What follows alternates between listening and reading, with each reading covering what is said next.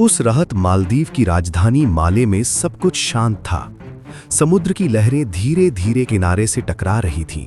लोग अपने घरों में सो रहे थे और राष्ट्रपति भवन में भी सामान्य दिन की तरह सन्नाटा था।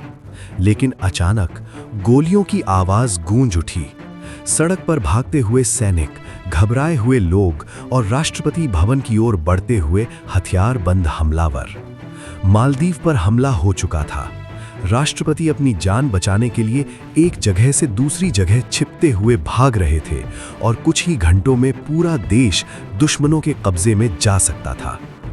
तभी हजारों किलोमीटर दूर भारत में एक फोन बजता है। फोन के दूसरी तरफ एक घबराई हुई आवाज थी, please save Maldives, we need India's help. और इसी एक फोन कॉल के बाद भारत ने शुरू किया इतिहास का सबसे तेज और सबसे साहसी मिलिट्री ऑपरेशन, ऑपरेशन कैक्टस। एक ऐसा मिशन जिसने कुछ ही घंटों में एक पूरे देश को बचा लिया। ये कहानी है उस रात की जब भारत ने दुनिया को दिखा दिया कि वो सिर्फ एक देश नहीं बल्कि एक जिम्मेदार ताकत है। रात 3 नवंबर 1988 की थी। मालदीव एक छोटा सा द्वीप देश है जहां आमतौर पर शांति रहती है, लेकिन उस दिन सुबह होते होते हालात पूरी तरह बदल गए। करीब 80 से 100 हथियारबंद लड़ाके समुद्र के रास्ते माले शहर में घुस चुके थे। ये लोग आम सैनिक नहीं थे बल्कि भाड़े के आतंकवादी थे। उनका मकसद साफ था, मालदीव की सरकार को गिराना और राष्ट्रपति को पकड़कर सत्ता पर कब्जा करना। हमलावर सीधे राष्ट्रपति भवन की तरफ बढ़े। उन्होंने सरकारी इमारतों पर कब्जा करना शुरू कर दिया। सड़कों पर गोलियां चलने लगीं। लोग डरकर अपने घरों में बंद हो गए। राष्ट्रपति मौमून अब्दुल गयूम को समझ आ गया कि यह सिर्फ हमला नहीं है, ये एक तख्ता पलट की कोशिश है। अगर कुछ ही घंटों में मदद नहीं मिली तो पूरा देश आतंकवादियों के कब्जे में चला जाएगा। राष्ट्रपति गयूम तुरंत सुरक्षित जगह पर छिप गए। उन्होंने अपने भरोसेमंद अधिकारियों को बुलाया और कहा, हमें तुरंत किसी बड़े देश से मदद मांगनी होगी। सबसे पहले श्रीलंका से संपर्क किया गया, फिर अमेरिका और ब्रिटेन को फोन किया गया, लेकिन हर जगह से एक ही जवाब मिला, हम समय पर नहीं पहुंच सकते। समय तेजी से निकल रहा था और आतंकवादी राष्ट्रपति को खोजते हुए पूरे शहर में घूम रहे थे। तभी किसी ने सलाह दी, भारत से संपर्क करो, भारत पास भी है और मजबूत भी। दिल्ली में उस समय रात थी। प्रधानमंत्री राजीव गांधी अपने घर पर थे। तभी मालदीव से एक इमरजेंसी कॉल आया। फोन पर राष्ट्रपति गयूम थे। उनकी आवाज में डर साफ सुनाई दे रहा था। उन्होंने कहा, मालदीव पर हमला हो गया है, आतंकवादी सत्ता पर कब्जा करना चाहते हैं, हमारी जान खतरे में है, कृपया भारत हमारी मदद करे। राजीव गांधी ने बिना देर किए अपने सैन्य अधिकारियों को बुलाया। कुछ ही मिनटों में मीटिंग शुरू हो गई। सेना, वायुसेना और नौसेना के बड़े अधिकारी वहां मौजूद थे। सबके सामने एक ही सवाल था, क्या भारत तुरंत मदद कर सकता है? भारतीय सेना ने तेजी से हालात का आकलन किया। मालदीव भारत से लगभग 2000 किलोमीटर दूर था और वहां कोई भारतीय सेना पहले से मौजूद नहीं थी। लेकिन समय बहुत कम था। अगर सुबह तक मदद नहीं पहुंची तो मालदीव पूरी तरह आतंकवादियों के कब्जे में चला जाता। तभी फैसला लिया गया, भारत तुरंत सेना भेजेगा। यही था ऑपरेशन कैक्टस की शुरुआत। भारतीय वायुसेना को तुरंत अलर्ट कर दिया गया।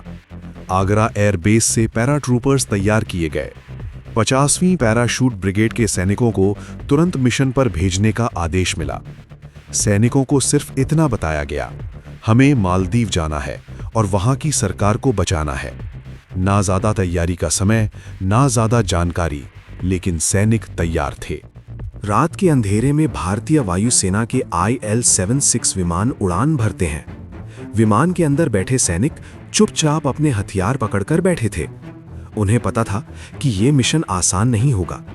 मालदीव का एयरपोर्ट भी आतंकवादियों के कब्जे में हो सकता था। अगर विमान उतरते समय हमला हो जाता तो पूरा मिशन वहीं खत्म हो सकता था। लेकिन फिर भी विमान उड़ान भर चुका था। करीब 4 घंटे की उड़ान के बाद भारतीय विमान मालदीव के आसमान में पहुंचते हैं। सबकी सांसें थम जाती हैं। क्या एयरपोर्ट सुरक्षित है?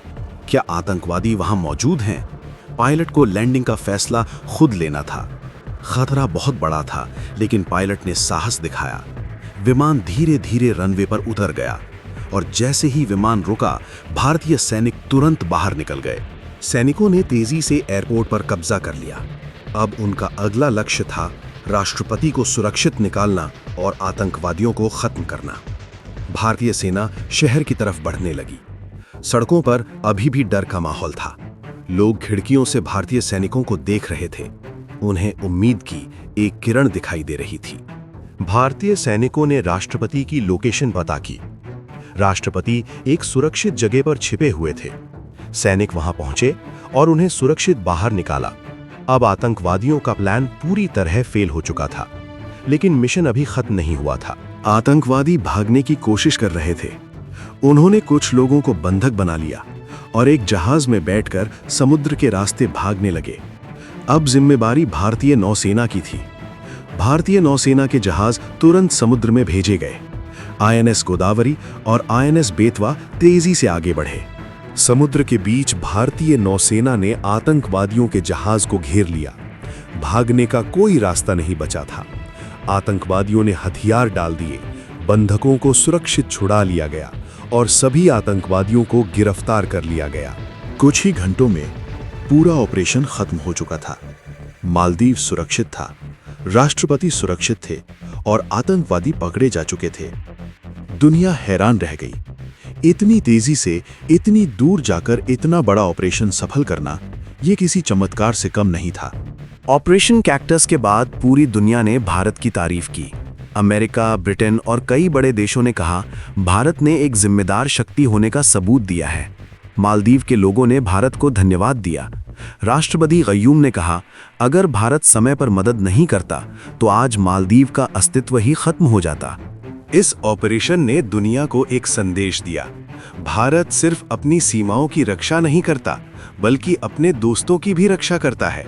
भारत हमेशा शांति चाहता है, लेकिन जब जरूरत पड़ती है तो वो तुरंत कार्रवाई भी कर सकता है। ऑपरेशन कैक्टस आज भी भारतीय सेना के सबसे सफल मिशनों में गिना जाता है। यह ऑपरेशन दिखाता है कि सही समय पर लिया गया फैसला किसी देश की किस्मत बदल सकता है। एक फोन कॉल, कुछ घंटे की तैयारी और हजारों किलोमीटर दूर जाकर की गई कार्रवाई ने एक पूरे देश को बचा लिया। आज जब हम इस कहानी को याद करते हैं तो हमें गर्व होता है।